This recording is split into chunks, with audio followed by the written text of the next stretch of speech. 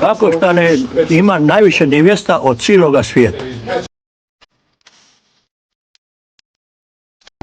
Pakoštane je poznato po uzgoju povrća na vranskim poljima. Poznati smo po likerima koje biljke beremo u okolici Vranskog jezera. Po marmeladama, isto sve domaće. Na otoku Juština ispred Pakoštana imamo pokaznu stazu. Imamo Talijanki, imamo Crnogorki, imamo Grkinja, imamo Tunisa neka crna bila. Sve su to nevjeste što su radili u klubu Mediteran. I naši dečki i oni su se sastali tamo na tim barovima i to, i koji je volio, tu je oženio.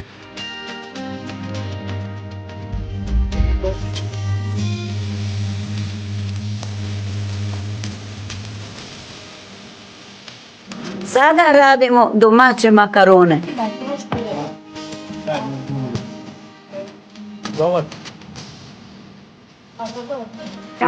Pakistan est bien un bon village pour vacances, pour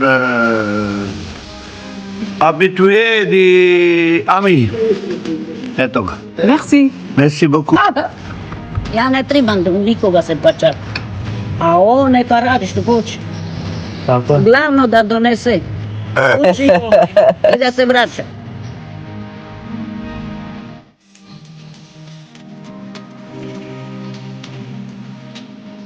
У ресторану Машковича Хана ми приправили вами